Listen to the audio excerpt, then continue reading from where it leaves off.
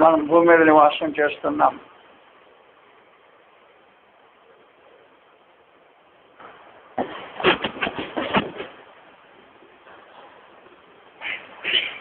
భూమి మీద నివసించే మనము ఏదో పట్టణంలో నివాసం చేస్తున్నాం. పట్టణంలోనో పల్లెల్లోనో మనకు అనుకోయిన స్థలంలో నివాసం చేస్తున్నాం. సొంత ఇళ్లలోనో లేకపోతే అద్దెలలో మొత్తానికి నివాసం జరుగుతున్నాయి. కానీ ఈ రోజున మనం ఎక్కడ నివాసం చేస్తున్నాం అనేది ప్రశ్నే కాదు. మనలో నివాసం చేస్తున్నవారు ఎవరు, మనలో నివాసం చేస్తుంది ఎవరు అనే సంగతి ఆలోచన చేయబోతున్నాం. మీరు ఎవరు నివాసం చేస్తున్నారు?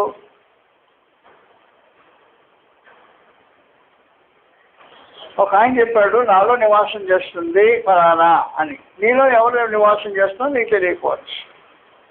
అది దురదృష్టకరం. రోమిలకు రాసిన పత్రికలో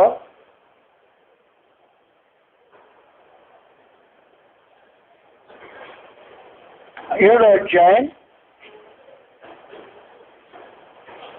15వ వచనం రాబడింది, చదువుతాం. రోమిలకు రాసిన పత్రిక 7వ అధ్యాయం 15వ వచనం. ఏలయనగా నేను చేయనది నేను ఎరుగను, నిశ్చయించినది చేయక ద్వేషిస్తున్నది నేను చేస్తున్నా. చేసిన ఎడలా ఒప్పుకొచ్చున్నాను.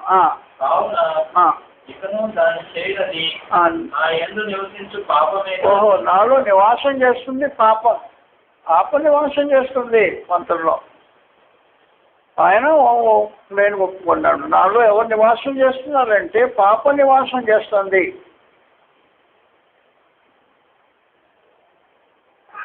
నీలో నివాసం చేస్తుంది పాపమా? పాపం నివాసం చేస్తే పాపం మనిషిని బానిసగా చేసుకుంటాడు. దానికి ఉండే స్వభావం అది. పాపం యొక్క స్వభావం ఎప్పుడైనా వ్యక్తిని బానిసగా మార్చుకుంటాడు. బానిసగా మార్చుకున్నప్పుడు బానిస స్వతంత్రుడు కాదు. నేను మామూలుగా చెప్పిన ఒక ఆయన పొద్దున్నే అరకట్టుకొని వెళ్ళిపోయాడు పొలానికి. మధ్యాహ్నం దాకా మధ్యాహ్నం భోజనం టైం దాకా ఎండలో దున్నేశాడు. భూమి దున్ని ఎడ్లో తీసుకొచ్చి నీళ్ళలో కట్టేశాడు. అది పల్లెటూరు.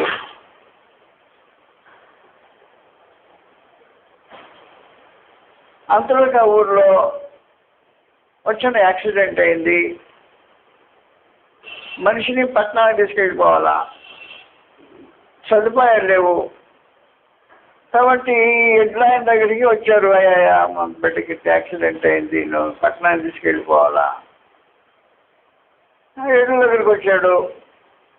అప్పుడే నీళ్ళు పెట్టి కట్టేశాడు నీళ్ళలో. ఈ రోజున విశ్రాంతి అయ్యాడో పనిచేసాం కదా విశ్రాంతి అనుకుంటాను ఎడ్లు.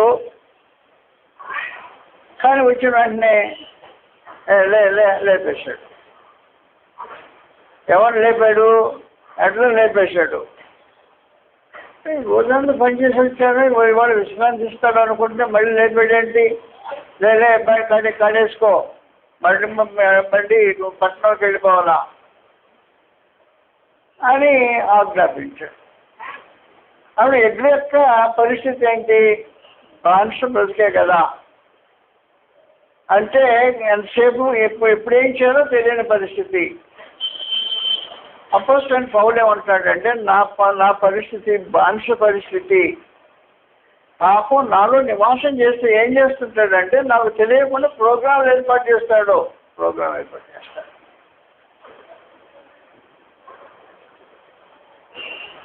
మొదట దున్నే ప్రోగ్రాం ఏర్పాటు చేశాడు. తర్వాత పట్టణానికి వెళ్ళాలనే ప్రోగ్రాం ఏర్పాటు చేశాడు. నాకు అనుకూలమైంది కాదు, ఇష్టం లేదు. కానీ యజమాని కాడేసుకొని వెళ్ళాలి అన్నట్టు, కాడేసుకుని పట్టణానికి వెళ్ళాలి అన్నట్టు, ఇష్టం లేని పని చేయాల్సిన అవసరం వచ్చినట్టుగా అపోస్తలుడైన పౌలులో పాపం నివాసం చేస్తున్న దినాల్లో ఎలాగుందంటే, నేను చేయనది నేను ఎరుగను, నిశ్చయించినది. ఇప్పుడు ఉదయం అంతా దీన్ని అలకదిన్న చేశాను కాబట్టి నిశ్చయించేది విశ్రాంతి తీసుకోవాలని ఇష్టపడుతున్నా. నీళ్ళలో విశ్రాంతి తీసుకోవాలని ఇష్టపడితే నేను నిశ్చయించినది నేను ఎరుగను. నిశ్చయించింది నీళ్ళలో నేను విశ్రాంతి తీసుకోవాలని కోరిక. కానీ ఇప్పుడు అలా కాదంట. యజమాని చెప్తున్నాడు, నేను నీళ్ళలో విశ్రాంతి తీసుకోవటం కాదు, బండి నరకేసుకొని బండి కాడేసుకొని పట్టణానికి వెళ్ళిపోవాలంటాడు. అలాగనే వాస్తవానికి సమాచారం ఏమంటే, పాపము నీలో నివాసం చేస్తే పాపము మనిషిని బానిసగా చేస్తుంటుంది. పాపం ప్రోగ్రాం ఏర్పాటు చేస్తుంది నీకోసం. పాపం ప్రోగ్రాం ఏర్పాటు చేసి నువ్వు ఎరిగినా అరగకపోయినా, నువ్వు చేసేదో నీకు తెలియకపోయినా ప్రోగ్రాం ఏర్పాటు చేసి పెడుతుంది ముందుగానే. ఈరోజు నువ్వు చేయాల్సిన పని ఇది అయిపోయింది, చేసేసాను, కానీ ఇంకో పని చేయాలి, నువ్వు ఎరగిన పని చేయాలి. అలాగూ స్వతంత్రం లేని బ్రతుకుతాడు మనుషులు. పాపం నీలో నివాసం చేస్తే జరిగే కార్యక్రమం. మంచి చేయాలని కోరుకుంటుంది, చేయటానికి వీలుండదు. చెడు చేయకూడదని కృత నిశ్చయం ఉంటుంది, చేయాల్సి వస్తుంది.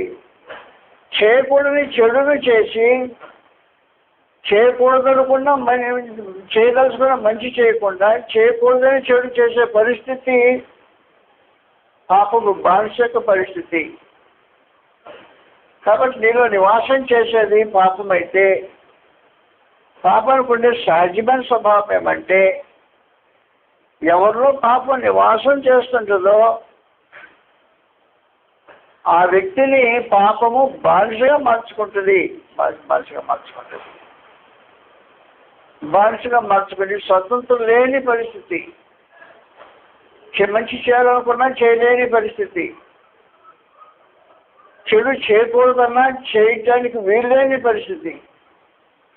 చేయకూడదంటే నీ ఇష్టం ఏంటి, చేయకూడదంటే చేయాల్సిందే అంటుందండి సమాజం. పాపము మనిషిని బానిసగా మార్చేస్తుంది. పాపం నీలో నివాసం చేస్తే, కాబట్టి నీలో ఎవరు నివాసం చేస్తున్నా నీకు తెలియకపోవచ్చు. పాపం నీలో నివాసం చేస్తున్నారో లేదో కూడా ఒకటి నీకు తెలియకపోవచ్చు. నీకు తెలిసి వస్తుంది. ఏం తెలిసి వస్తుందంటే, నువ్వు బానిసం అయితే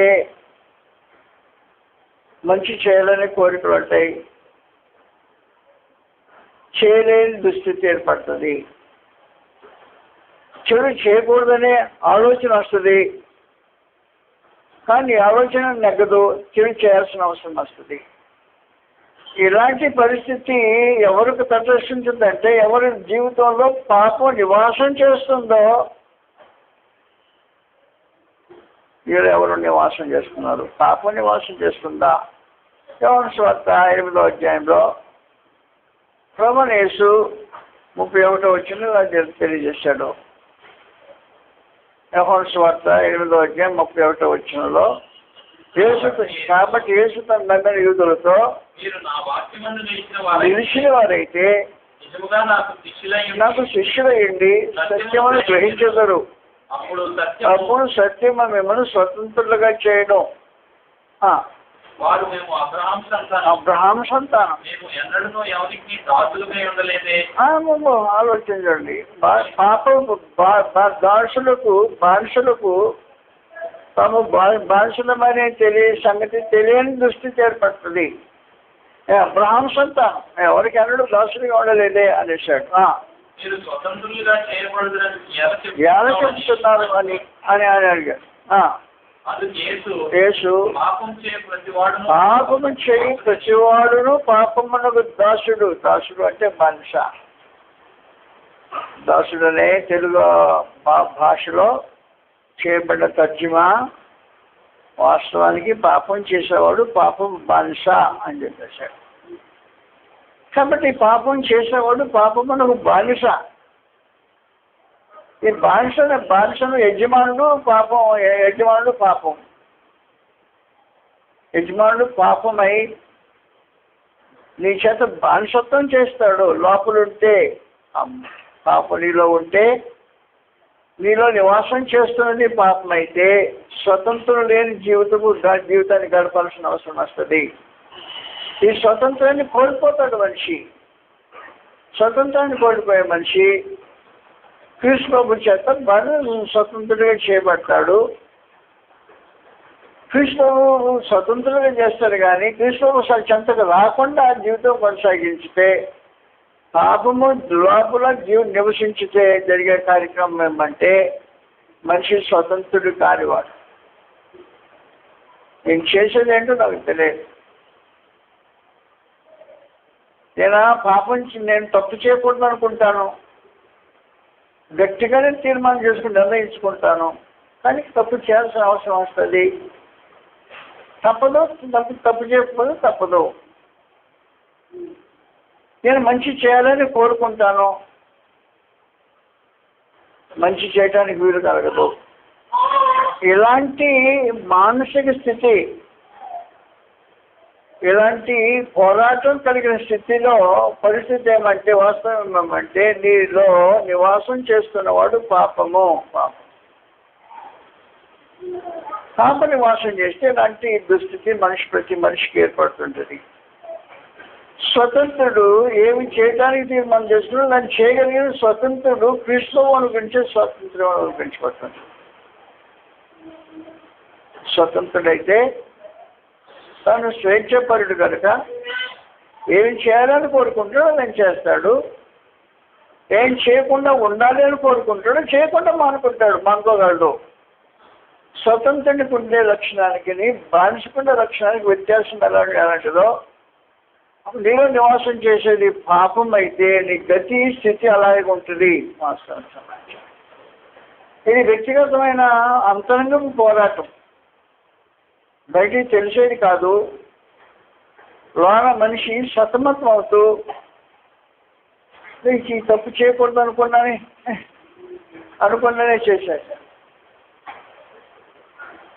ఆ లోపల సతమతం అవుతున్న ఒక పరిస్థితి నీలో నివాసం చేస్తుంది ఎవరో నీకు తెలియాల్సిన అవసరం ఉంది. పాపం నివాసం చేస్తే మానవ జీవితము సతమతం అవుతూ ఉంటుంది. నీతి జరిగించాలని కోరుకున్నంత మాత్రం నీతి జరిగించగలిగిన సామర్థ్యం ఉండదు. కోరిక వేరు, సామర్థ్యం వేరు. కోరికలు ఎన్నైనా కోరుకోవచ్చు, సామర్థ్యం కావాలి కదా. కాబట్టి సామర్థ్యం లేని పరిస్థితి పాపం ఏం చేస్తుందంటే నీలో ఉండే సామర్థ్యాన్ని ఎత్తివేస్తుంది. సామర్థ్యాన్ని ఎత్తివేసి బానిసగా మార్చేస్తుంది మనిషిని. పాపం నివాసం చేస్తే మనిషి బానిస అయి ఉంటాడు. చదువుతున్న 15 వచ్చండి మరి కిందకి గ్రంథం రాబడి ఉంది. గ్రంథం తెలియజేసే విశేషమైన సమాచారం 7వ అధ్యాయం రోమిలకు రాసిన పత్రిక 15వ వచనం నుండి ఇలా రాబడి ఉంది. గ్రంథంలో ఉన్న సమాచారం జాగ్రత్త గుర్తుపెట్టుకోండి. ఏలయనగా నువ్వు చేసేది నువ్వు తెలియదా? నువ్వు చేసేది నీకు తెలియకపోవడం ఏంటి? స్వతంత్రుడైతే తాను చేసేది తనకు తెలుస్తుంది. ఏదైనా నేను చేయలేదు, నేను ఎదుగను. నిశ్చయించినది కోరుకున్న తీర్మానం చేసుకున్నది చేయక చేయాలని తీర్మానం చేసుకున్నాను, చేయలేకపోతున్నాను. ఇది ద్వేషించిందని చేస్తున్నా. ఎందుకు చేస్తున్నా? ద్వేషించింది చేయాల్సింది కదా, చేసేది నాకు ఇష్టం లేదు. అది అయినా చేస్తుంది. ఎందుకు ఇష్టం లేకపోతే అని చేసావు? అది మామూలు మన ప్రశ్న. ఇష్టం లేదని చేసేది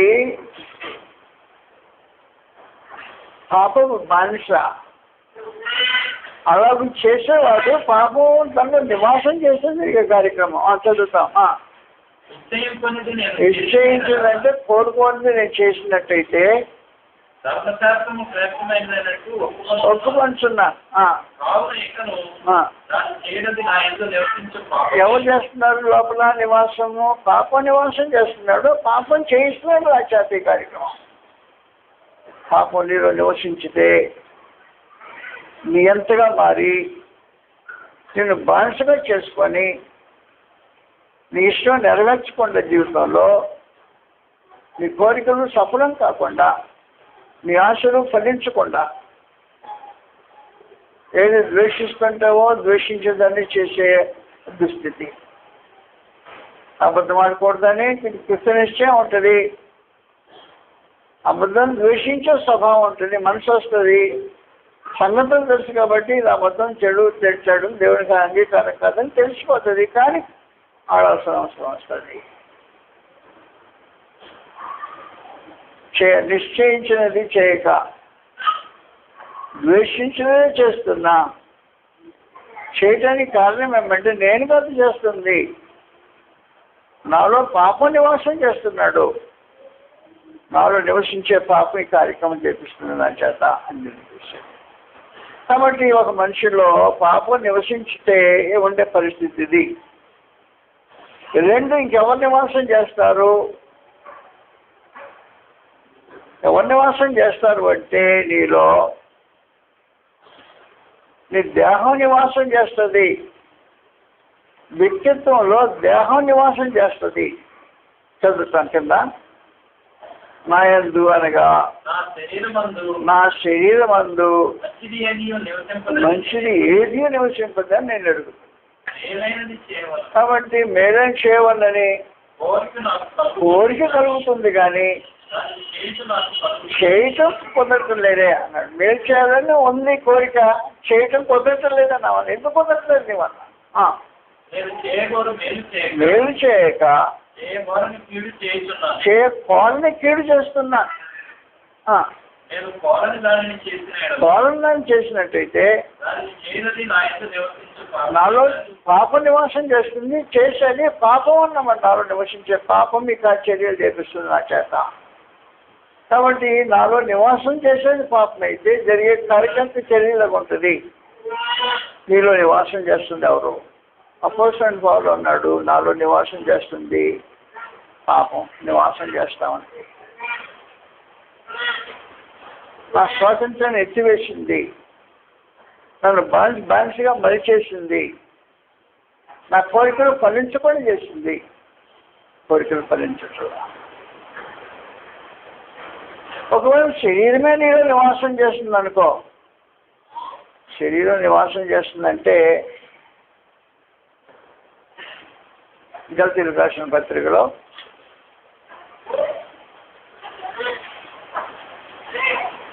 5వ అధ్యాయం 19వ వచనం చదువుతాం.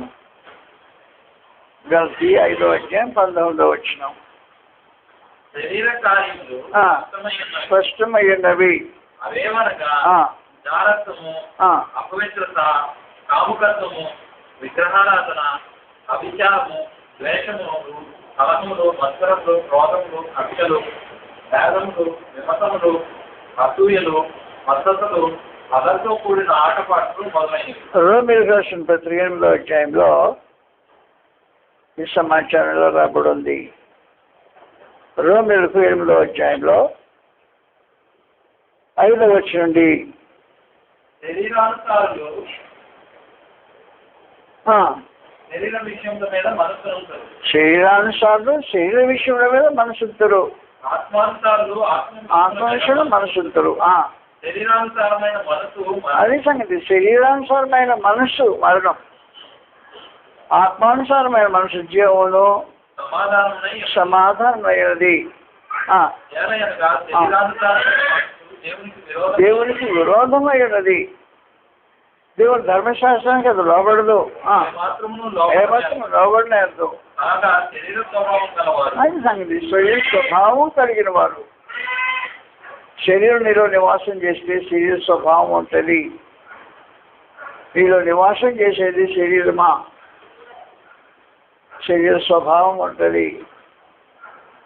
శరీరం యొక్క స్వభావము శరీర సంబంధంగా ఉంటుంది. ఆత్మ సంబంధంగా ఆలోచించేదేని ఒక దుస్థితి ఉంటుంది. ఏ సంగతి దగ్గర తీసుకొచ్చినా శరీరానుసారంగా ఆలోచన చేసే దుస్థితి. శరీరానుసారులు శరీరం నివాసం చేస్తే లోపల నీ ఆత్మలో శరీరమే నివాసం చేస్తే శరీరానుసారులు శరీర విషయంలో మనసుకు వెళ్తారు. శరీరానుసారమైన మనసు మరణం. శరీర సంబంధమైన మనసు దేవుని ధర్మశాస్త్రాన్ని లోబడినారు. శరీరానుసారులు దేవుని సంతోషపరచలేరు అనేసాడు. చదివేద్దాం. దేవుని ఆత్మ మీలో మరి నివాసం రెండో వాడు మూడో వాడికి ఇచ్చేసాడు. శరీరం నివాసం చేస్తే అపాయమైన పరిస్థితి. శరీరం నివసించితే అపాయమైన పరిస్థితి. శరీరం నివాసం చేస్తే లోకాన్ని తీసుకొస్తుంది లోపలికి ఆటోమేటిక్గా.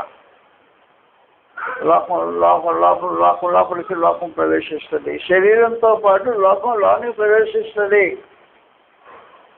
సముద్రంలో వాడుంటే క్షేమమే. సముద్రంలో కదా వాడు ఉండాలి, ఇంకెక్కడ ఉంటుంది? నీళ్ళలో మామూలు నీళ్ళలో వాడు ఉండదు. వాడు నడవాలంటే సముద్రమే కావాలి. సముద్రంలో వాడు అంటే క్షేమమే. కానీ వాడులోనికి సముద్రం వచ్చిందనుకో ఏమైపోతుంది? సముద్రం వాళ్ళలోకి వస్తే ఏమైపోయింది? అపాయం మునిగిపోతుంది. కాబట్టి ఇప్పుడు ఆత్మ అంతరంగ పురుషుల్లోనికి దేహమే వచ్చింది అనుకో, లోకాన్ని తీసుకొచ్చేస్తుంది. లోపలికి లోకాన్ని తీసుకొచ్చి ముంచేస్తుంది, జీవితాన్ని ముంచేస్తుంది. అందువల్ల నీలో నివసించేది దేహమై లోకమై ఉండకూడదు. మొదటి యోహాను పత్రికలో 2వ అధ్యాయం 15వ వచనం సంగతిలో రాబడినాయి. శరీరమునైనను లోకమునైనను లోకంలో ఉన్న వాటినైనా ప్రేమించకుడి. లోకమును ప్రేమించిన ఎడలా వారిలో ఉండదు. లోకములో ఉన్నదంతయు శరీరాశయు నేత్రాశయు జీవపుడంబమును తన తండ్రి వలన పుట్టినవి కావు, లోక సంబంధమైనవే. లోకమును తన ఆశ గతించిపోవును. కాబట్టి నీలో నివాసం చేసేది శరీరమా? నీ అంతరంగ పురుషుల్లో శరీరం నివాసం చేస్తే శరీరానికి చోటు ఇచ్చేసి శరీర సంబంధిగా బ్రతకటం, శరీర సంబంధిగా ఆలోచన చేయటం. ఏ విషయమైన శరీరము దృష్టితో ఆలోచన చేసే పరిస్థితి. శరీర సంబంధులు శరీర కార్యములు మనసు పెంచుతారు. కాబట్టి శరీరం చేసే విశేషమైన సమాచారం ఏమంటే నీలో అంతరంగ పురుషుల్లో దేహమే నివాసం చేయడానికి వస్తే అపాయమైన పరిస్థితి. ఏ విషయం ఆత్మానుసారంగా ఆలోచించే ఏ కొలత కొలిసినా దాన్ని పెట్టి కొలిచేస్తాం. శరీర సంబంధమైన కొలతతో మనుషులు కొలిసినప్పుడు అన్నీ వికృతంగానే కనిపిస్తుంటాయి. ఆత్మ సంబంధమైన మనసు పట్టుదు, విరుతంగా ఉంటుంది. ఆత్మానుసారంగా ఆలోచించేయలేరు మనుషులు. దేవుని సంతోషపరిచేదానికి అవకాశం ఉంది. శరీర సంబంధులు శరీరానుసారులు శరీర మనుషులు. కాబట్టి నీలో నివాసం చేసేది శరీరం కాకుండా ఉండాలి. శరీరం నివాసం చేస్తే శరీరం లోకాన్ని తీసుకొచ్చేస్తుంది. దేవుని ప్రజలు లోక సంబంధులు కారు అనే సమాచారం యోహాను సువార్త 17వ అధ్యాయంలో 13వ వచనంలో రాబడింది. చదువుతాం. యోహాను సువార్త 17వ అధ్యాయం 13వ వచనం నుండి. ఇప్పుడు నేను నీ యొద్దకు వస్తున్నాను. ఆ సంతోషం వారి లోకమందు ఈ మాట చెప్తున్నాను. వారికి నీ వాక్యం చెప్తున్నాను. నేను లోక సంబంధిని కానట్టు లోక సంబంధులు కానట్టు వాళ్ళు లోక సంబంధులు కాదు కనుక లోకం మాత్రం ద్వేషించు. లోకం ద్వేషించను. యోహాను సువార్త 15వ అధ్యాయంలో 17వ వచనం నుండి రాబడింది. యోహాను సువార్త 15వ అధ్యాయం 17వ వచనం నుండి మీరు ఒకరినొకరు ప్రేమించుకోవాలని మీకు ఆజ్ఞాపించిన లోకం మిమ్మల్ని ద్వేషించిన ఎడలా లోకం మిమ్మల్ని ద్వేషించిన ఎడలా మీకంటే ముందుగా నన్ను ద్వేషించినని నన్ను ఎరుగుతురు. మీరు లోక సంబంధులైన ఎడలా లోకము తన వారిని స్నేహించును. అయితే మీరు లోక సంబంధులు కారు.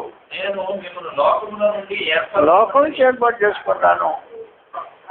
అందుచేతనే లోకము ద్వేషించినది అని సమాచారం. ప్రభాని ఏం చెప్పేశాడు? లోకము శరీరము లోకము రెండు కలిసి నీ మీద ప్రభావం చూపించే పరిస్థితుల్లో శరీర సంబంధిగా బ్రతికినట్టయితే ఆత్మ సంబంధంగా ఆలోచనే చేయలేవు. ఏ కొలతైనా శరీర సంబంధంగా కొలు చేస్తాం. ఆత్మ సంబంధంగా కొలిసే కొలత వేరుగా ఉంటుంది, శరీర సంబంధాలు కొలిసే కొలతలు వేరుగా ఉంటాయి. శరీర సంబంధులు ఆత్మ సంబంధంగా వివేచించలేరు. శరీర సంబంధమైన స్కేల్తో కొలిచేస్తుంటాడు. ఆత్మ సంబంధమైన శరీర స్కేల్తో కొలుస్తాడు. కాబట్టి కొలతలో తేడా ఉంది, ఆలోచనలో తేడా వచ్చేస్తుంది. ఆటోమేటిక్గా ఆలోచనలో తేడా వచ్చినప్పుడు బ్రతికే విధానంలో కూడా తేడా వచ్చేస్తుంది. లోకంలో బ్రతికే విధానం, జీవించే విధానంలో చాలా తేడా వచ్చేస్తుంది. విరుతనంగా ఉంటుంది ఆత్మ సంబంధం ఆలోచన, విరుతనం ఉంటుంది లోకంతో కొలిస్తే, శరీరంతో కొలిస్తే. శరీరాన్ని అధిగమించి ఆత్మ సంబంధులు చదువుతాం. రోమిలకు రాసిన పత్రిక, ఆత్మ నివాసం చేస్తే ఏం జరుగుతుందో 8వ అధ్యాయం. దేవుని ఆత్మ మీలో నివాసం చేసేది ఎవరు? ఇప్పుడు దేవుని ఆత్మ నివాసం చేస్తున్నాడా? దేవుని ఆత్మ మీలో నివాసం చేసినట్టయితే మీరు ఆత్మ స్వభావం కలవారే కానీ శరీర స్వభావం కలవారు అది సంగతి. శరీర స్వభావమే కలిగిన వారు కాదు. దేవుని ఆత్మ మీలో నివాసం చేస్తున్నాడా? నివసించినట్టయితే దేవుని ఆత్మ మీలో నివసించిన ఎడలా ఆత్మ స్వభావం కలవారే కానీ శరీర స్వభావం కలిగిన వారు కారు. నీలో నివాసం చేస్తుంది ఆత్మ. దేవుని ఆత్మ నివాసం చేస్తున్నాడా? దేవుని ఆత్మ నివాసం చేస్తుంటే ఆత్మ సంబంధం స్వభావం వచ్చేస్తుంది మనుషులకు. ఆత్మ సంబంధం స్వభావంతో ఆలోచన చేసేటప్పుడు శరీర సంబంధం అంత వెరితనంగా ఉంటుంది. పలు మాత్రం మీకు తెలియజేశాను, మళ్ళీ అంటున్నా. ఆత్మ స్వభావంతో ఆలోచన చేస్తే ఈ ప్రకృతి సంబంధమైనవి పెద్ద గొప్పగా ఏం కనిపించవు. శరీర స్వభావంతో ఆలోచన చేస్తే అది ఎంతో మహోన్నతంగా కనిపిస్తుంటాయి.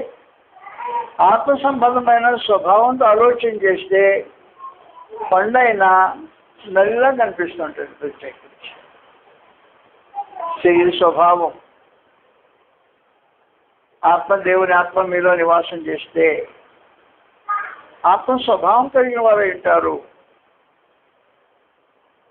దేవుడు ఆత్మ అనుగ్రహించడానికి ఉద్దేశించిన వాడైనాడు. మొదటి యోహాను పత్రికలో దేవుడు తన ఆత్మను అనుగ్రహించే ఒక విశేషమైన కార్యక్రమం, తన ఆత్మను పాలు దయచేసాడు దేవుడు అన్నాడు. 13వ వచనంలో 4వ అధ్యాయం 13వ వచనంలో చదువుతాం. దీనివల్ల మనమా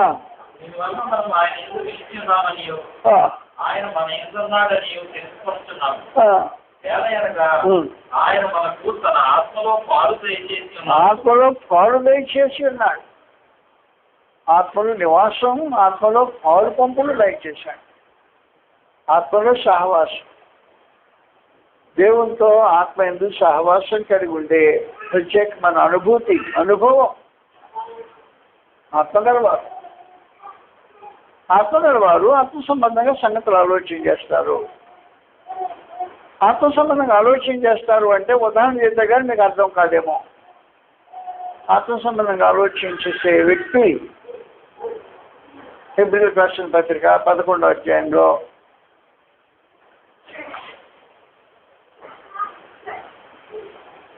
ఆత్మ స్వభావంతో ఆలోచించే వ్యక్తి శరీర సంబంధం బట్టి మనస్కరించడు అని చెప్పేసి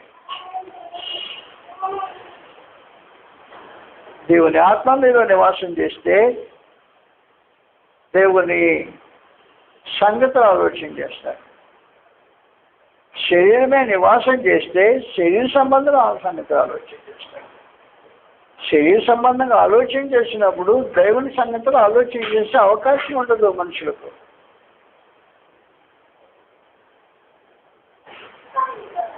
హెబ్రీయులకు 11వ అధ్యాయంలో 24 వచ్చిన మనందరికి తెలిసినట్టుగా మోషే పెద్దవాడైనప్పుడు విశ్వాసమును బట్టి ఏది కొలత కొలుస్తున్నాడు? కొలిసే ఆత్మ సంబంధమైన కొలత, శరీర సంబంధమైన కొలత కాదు. ఐగుప్తు ధనం అంటే చిన్న మాట కాదు. ప్రపంచంలో ఉన్న ధనమంతా ఐగుప్తులో దాగి ఉంది.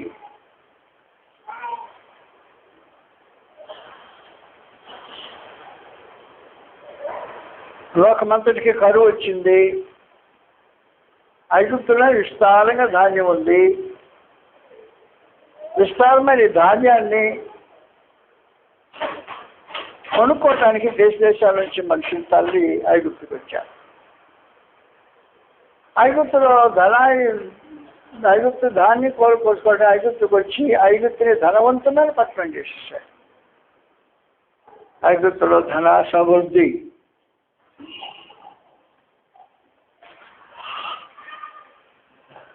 ధన సమృద్ధితో ఐగుప్తు తొలుతూగుతూ ఉంటే ఆ తొలుతూగే పరిస్థితుల్లోనికి మోషే వచ్చేసాయి. ఐగుప్తు ధనానికి హద్దులెంత, ఏమని చెప్పాలి? ఐగుప్తు ధనాన్ని లెక్కల్లో చెప్పడానికి అనుకూలం కాని పరిస్థితి.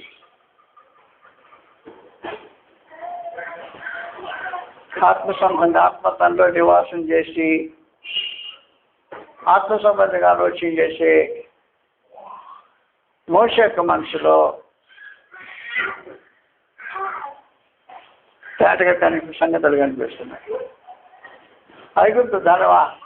ఆఫ్టర్ నీకు ఆఫ్టర్గా కనపడుతుందా? దీనికంటే మట్టి దొక్కునేవాడు మెట్లు బెటర్ అనేసాడు. మధ్య ఉండబోయిందా?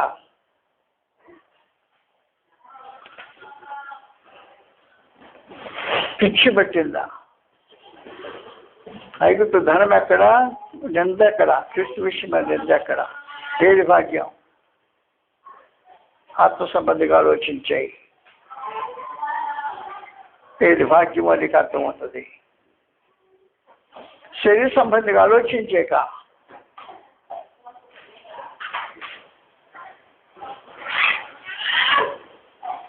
అందువల్ల ఆత్మ నివాసం చేస్తే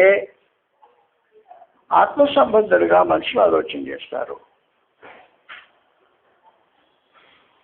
శరీరం నివాసం చేస్తే శరీరంతో లెక్క కొలతలేస్తారు.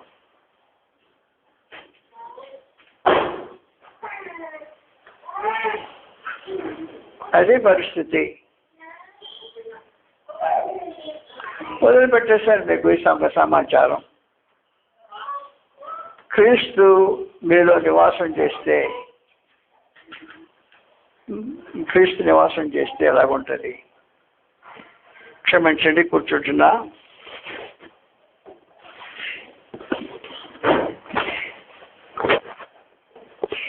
గలతీయులకు రాసిన పత్రిక 2వ అధ్యాయం.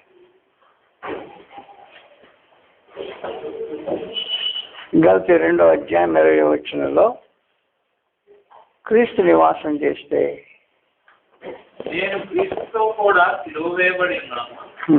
ఇకను జీవించువాడను నేను కాదు, క్రీస్తే నా యందు జీవిస్తున్నాడు. నేను ఇప్పుడు శరీరం వల్ల జీవించున్న జీవితము నన్ను ప్రేమించి నా కొరకు తను తాను అప్పగించుకున్న దేవుని కుమారుని అందరి విశ్వాసం వల్ల జీవించున్నాను. అది క్రీస్తు నివాసం చేస్తే జరిగే సమాచారం.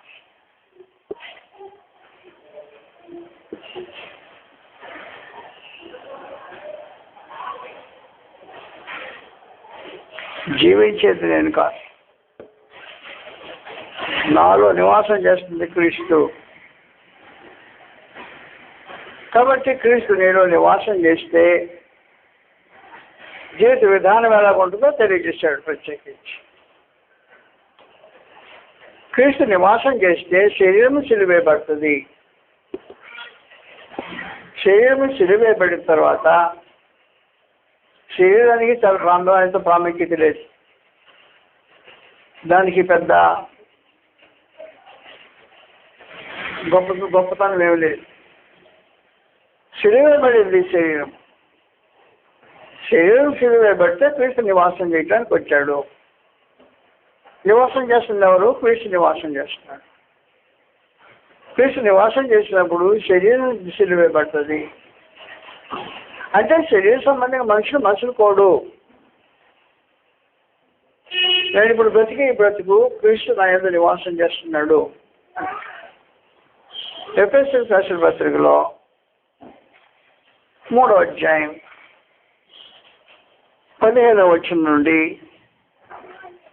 అపోస్తలుడైన పౌలు ప్రార్థన చేస్తూ, మీరు అంతరంగ పురుషుని యందు శక్తి కలిగి ఆయన ఆత్మ వలన బలపరచబడినట్లుగాను క్రీస్తు మీ హృదయములలో విశ్వాసం ద్వారా అది సంగతి. ఎవరు నివాసం చేయాలి? క్రీస్తు నివాసం చేయాలి. క్రీస్తు మీ యందు విశ్వాసం ద్వారా నివాసం చేయటం అనే ఒక విశేషమైన సమాచారం. మీరు నివాసం చేసేది ఎవరు? క్రీస్తు ప్రభువా. క్రీస్తు ప్రభు అయితే సంబంధాలు ఆయన పెట్టుకుంటాడు, బాంధవ్యాన్ని ఆయన కల్పిస్తాడు. నీ సొంత బాంధవ్యాలు ఏర్పాటు చేసుకోకూడదు. క్రీస్తు నివాసం చేస్తే క్రీస్తు తన బాంధవ్యాన్ని ఏర్పాటు చేసుకుంటాడు. నా జీవితం గుండా మరొకరితో బాంధవ్యము క్రీస్తు ఏర్పాటు చేసే బాంధవ్యం అంటది. కాబట్టి ఇప్పుడు ఏమంటున్నాడంటే క్రీస్తు మీ హృదయంలో విశ్వాసం ద్వారా నివాసం చేయాలి. మీరు నివసించేది క్రీస్తు నివాసం చేస్తే. క్రీస్తు నివాసం చేస్తే నువ్వు జీవించవు, జీవించేది నువ్వు కాదు.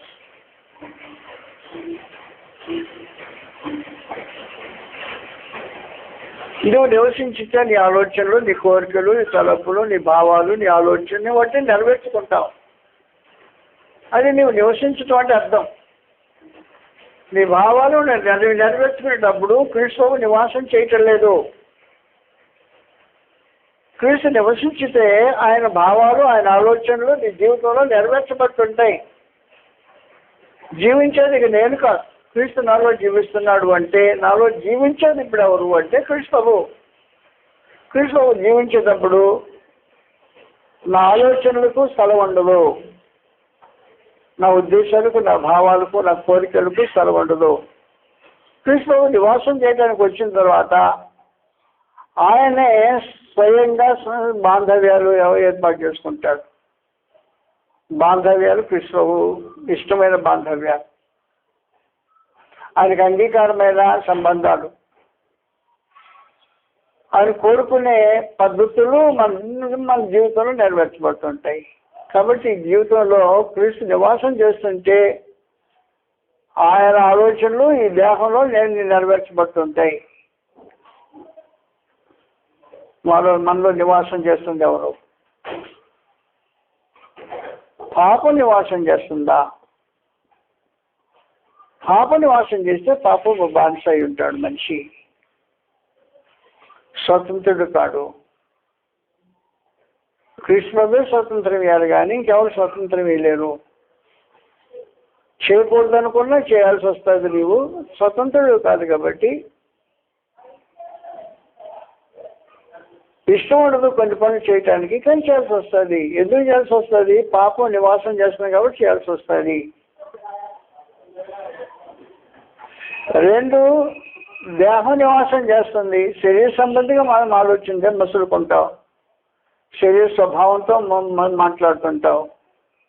మాట్లాడేది శరీర స్వభావంతో మాట్లాడుతుంటావు. శరీర సంబంధమైన ఆలోచనలు చేస్తుంటావు. భావాలు నెరవేర్చుకుంటుంటావు. శరీరానికి ప్రాధాన్యత ఇస్తుంటావు. అప్పుడు శరీరం లోకాన్ని లోపల తీసుకొచ్చేస్తుంది. అప్పుడు లోక సంబంధిగా జీవితం జీవించడానికి అవకాశం ఉంటుంది. దేవుని ఆత్మ నివాసం చేస్తుందంటే దేవుని ఆత్మ నివాసం చేసినప్పుడు దైవ సంబంధమైన ఆలోచనలు ఉంటాయి, ఆత్మ సంబంధమైన కార్యకలాపాలు ఉంటాయి. మనుషుడు నిత్యత్వం కూర్చున్నా, పరలోకాన్ని కూర్చున్నా, లేకపోతే మరోదాన్ని కూర్చున్నా అంటే దైవ సంబంధమైన కార్యక్రమాలు ఆలోచన చేయడానికి దేవుని ఆత్మ సహకరిస్తుంటాడు. శరీర సంబంధమైన వాటిని దగ్గరికి రానియకుండా దూరంగా నెట్టివేసే కార్యక్రమం దేవుని ఆత్మ చేసే కార్యక్రమం. శరీర సంబంధం ఏది లోపలికి ప్రవేశించడానికి వీలు లేకుండా బయటికి నెట్టివేసి తరివేసి శ్రీనివాసం ఏర్పాటు చేసుకుంటాడు దేవుని ఆత్మ. దేవుని ఆత్మ మనలో నివాసం చేస్తే దేవుని ఆత్మ కలిగిన వరమై ఉంటాం. దేవుని చిత్తం నెరవేర్చిన వరమై ఉంటాం. దేవుని ఆలోచనలకు మనం సాధనలమై ఉంటాం. నీతికి దేహాన్ని అప్పగించేస్తుంటాం. నీతికి దేహాన్ని అప్పగించడం అని ఒక విశేషమైన సంగతి. ఈ దేహంలో నీతి జరగాల, ఈ చేతులు కూడా నీతి జరగాల, ఈ కాళ్ళు కూడా నీతి జరగాల, ఈ మనసు కూడా, ఈ నాలుగు కూడా, సమస్త అవయవం ద్వారా దేవుని నీతి జరగాలి అనేది దేవుని ఆత్మ నివాసం చేస్తే జరిగే కార్యక్రమాలు. నివాసం చేస్తుంది ఎవరు? విచక్షణ లేకుండా ఎవరు నివాసం చేస్తారో తెలియకుండా బ్రతుకు క్షేమకరమైన బ్రతుకుతారు. కాబట్టి నీలో ఎవరు నివాసం చేస్తున్నారో నీకు తెలిసి నా బ్రతికింటే నేను లేకుండా నాలో నివాసం చేస్తున్నాను పెద్దవాడు పలానాడు కదా. దేవుని ఆత్మ నివసించింటే ఆత్మ సంబంధమైన కార్యాలు, ఆత్మ సంబంధమైన తలంపులు, ఆత్మ సంబంధమైన భావాలు, ఆత్మ సంబంధమైన చర్యలు, ఆత్మ సంబంధమైన కార్యకలాపాలు పాల్గొనడానికి అవకాశం ఉంటుంది. క్రీస్తులో నివాసం చేస్తే, విశ్వాసం ద్వారా క్రీస్తులో నివాసం చేస్తే బాంధవ్యాలను తీర్మానం చేసేది క్రీస్తు. సంబంధ బాంధవ్యాలను ఏర్పాటు చేస్తుంటాడు, తీర్మానం చేస్తుంటాడు. నివాసం చేసేది నీవా క్రీస్తువా, పెట్టుకునేది నీవా క్రీస్తువు పెట్టుకుంటాడా అన్ని సమాచారం వ్యత్యాసం. అందువల్ల ప్రభుత్వం పౌరులు ఏమన్నాడంటే జీవించేది నేను కాదు, క్రీస్తు నాలో నివాసం చేస్తున్నాడు, నేను జీవిస్తున్నాడు. నాలో జీవించే క్రీస్తు ప్రభు ఆయనకు నా దేహం ద్వారా అనుకూలమైన బాంధవ్యాన్ని కలిగించుకుంటాడు, ఆత్మ సంబంధంగా నడిపించుకుంటాడు, దేవునికి అనుకూలమైన కార్యం జరిగిస్తుంటాడు అనే కార్యక్రమం జరుగుతుంటుంది. కాబట్టి వాస్తవానికి మీలో నివాసం చేస్తున్నది ఎవరో నీకు తెలియాల్సిన అవసరం ఉంది. పాపం నివాసం చేస్తే దాని చర్యలు వేరుగా ఉంటాయి, బ్రతుకు వేరుగా ఉంటుంది, మనుషుల అనుభవం వేరుగా ఉంటుంది. తమకు తానే విసిగిపోయే పరిస్థితి ఉంటుంది పాపం నివాసం చేస్తే. మంచోడు కాదు పాపం నివాసం చేస్తే. పాపాన్ని నివసింపనిస్తే దేహంతో ఆడుకుంటాడు వాడు. ఆట ఇష్టం వచ్చినట్టు ఆడుకుంటాడు. ఈ దేహము తనకి సాధనం అయిపోయి ఉంటుంది. సాధనం అయిపోయిన ఈ దేహాన్ని, మానవ దేహాన్ని వాడుకుంటుంటే మన మనసులో మానసికంగా నెమ్మదిగా అనుభవించడానికి అవకాశం ఏర్పడుతుంది. శరీరం నివసించితే శరీర సంబంధులు అయి ఉంటారు, శరీర కార్యం ఆలోచన చేస్తారు, శరీర స్వభావం కలిగి ఉంటారు, దేవునికి విరోధమైన కార్యం జరిగిస్తుంటారు, శరీరం జరిగించే కార్యక్రమం. దేవుని ఆత్మ నివాసం చేస్తే ఆత్మ సంబంధం స్వభావం కలిగిన వారై ఆత్మ సంబంధమైన కార్యక్రమాల్లో పాల్గొని నిత్య జీవాత్మ నిరీక్షణ బట్టి సంగతులు ఆలోచించేవాడే కానీ శరీర సంబంధంగా ఆలోచించేవాడు కాదు. ఆత్మ నివాసం చేయడానికి వచ్చినప్పుడు నిత్యత్వానికి సంబంధించిన కొలతలు వేరుగా కొలుకోవడం ప్రారంభించేస్తాం. క్రీస్తు మనలో విశ్వాసంతో నివాసం చేస్తే అది జరగాలి. వాస్తవానికి క్రీస్తు నివాసం చేయాలంటే నువ్వు నివాసం చేయకూడదు అని అర్థం. నీ అంతరంగంలో నువ్వు నివాసం చేయకూడదు. నీ దేహానికి తాగుండకూడదు, లోకానికి చోటు ఇవ్వకూడదు. క్రీస్తు నివాసం చేస్తే, క్రీస్తు నివాసం చేస్తే, విశ్వాసంలో క్రీస్తు నివాసం చేస్తే ప్రభువు ఏం చేస్తుంటాడంటే ఈ దేహాన్ని ఎలా ఉపయోగించాలి అనే సంగతిని ఆయన నిర్ణయించేస్తాడు. క్రీస్తు నాలో నివసించినప్పుడు డైరెక్షన్ ఆయన ఇస్తుంటాడు. ఎలా చేయాలి, ఏం చేయకూడదు అనే సమాచారం.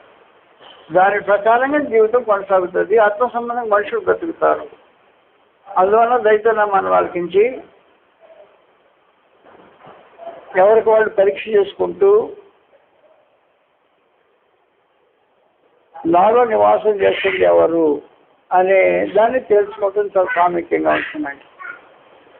మీరు ఎవరు నివాసం చేస్తున్నారు నీకు తెలియకుండా, సరే నీ ఇంట్లో ఎవరిని పెట్టుకున్నావు నీకు తెలియకుండా ఇంట్లో ఉంచడం న్యాయమా? ఇంట్లో మనుషులు వచ్చారంట, ఎవరు వచ్చారు ఇంట్లోకి? నీకు ఇంట్లో ఎవరు మనుషులు వచ్చారు నీకు తెలియకుండా మనుషులు వండడం న్యాయం అవుతుందా? వచ్చిన మనుషుల వల్ల నీ కుటుంబానికి హాని కలుగుద్ది, నీ భార్యకి హాని కలుగుద్ది, నీ బిడ్డలకు హాని కలుగుద్ది, నీ జీవితానికి హాని కలుగుద్ది. లోపలికి వచ్చిన మనుషులను బట్టి ఆధారపడి ఉంటుంది. అందువల్ల నీవు లోనికి ఎవరిని రాణించావో దాన్ని బట్టి నీ బ్రతుకు ఆధారపడి ఉంటుంది, నీ జీవిత విధానం ఆధారపడి ఉంటుంది, నీ కుటుంబం ఆధారపడి ఉంటుంది, దాని భవిష్యత్తు ఆధారపడి ఉంటుంది, సమస్తం ఆధారపడి ఉంటుంది. మామూలు సామాన్య ఉదాహరణ ఆలోచించేయండి. మన ఇంట్లో ఎవరిని దానిస్తాం?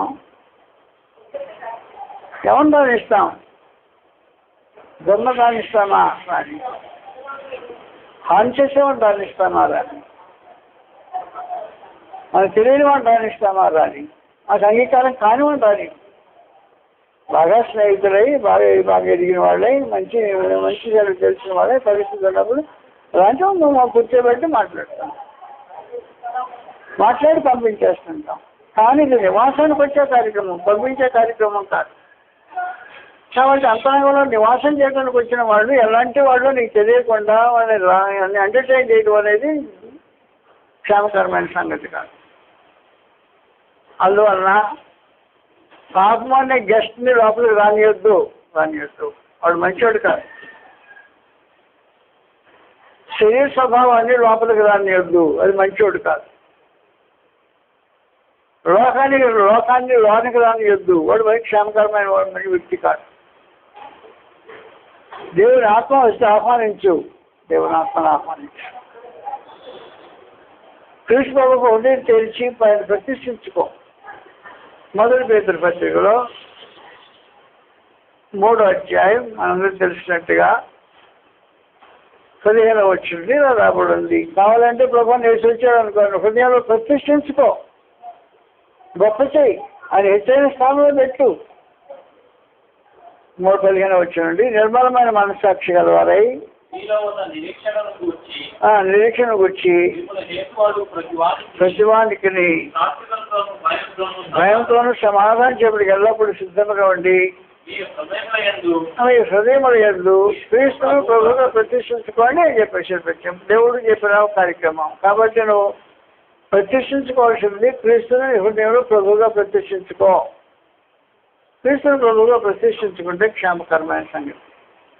నీ క్షేమాన్ని ఆలోచన చేసేవాడు, శత్రువు అయినప్పుడే ప్రాణం పెట్టినవాడు, నీ రక్షణ కొరకై తన కోట పడినవాడు, పాప శాపాన్ని అనుభవించిన వాడు, దేవుడితో సహవాసాన్ని పెంపొందింపజేయడానికి పూనుకున్నవాడు, అపవాదిని తన గది నుంచి పొందొస్తున్నవాడు, మరణాన్ని నిరంతరం చేసినవాడు, ఖాతాలని అరికట్టినవాడు, ఖైదీని విడుదల చేసినవాడు ప్రభుని యేసు. ఆయన ఆహ్వానించు కావాలండి, హృదయంలో ప్రతిష్ఠించుకో. లోపల ఆయన ఉంటే క్షేమంగా ఉంటాం. ప్రభుని యేసు హృదయంలో ప్రతిష్ఠించబడిన ప్రభు ఉండకుండా క్షేమం అనుభవించడానికి అవకాశం లేదు. కాబట్టి నా మనం ఆలకించి, మీ లోపల ఉండేది ఎవరిని గెస్ట్ని పెట్టుకున్నా నాకు తెలియదా? ఎవరో ఒకరు లేకుండా ఊరికి ఖాళీగా ఉండదు. ఖాళీగా ఉంటే ఏం జరుగుతుంది తెలిసిన? అపవిత్రాత్మని ఎడగొట్టాడంట ప్రభుని యేసు నుంచి.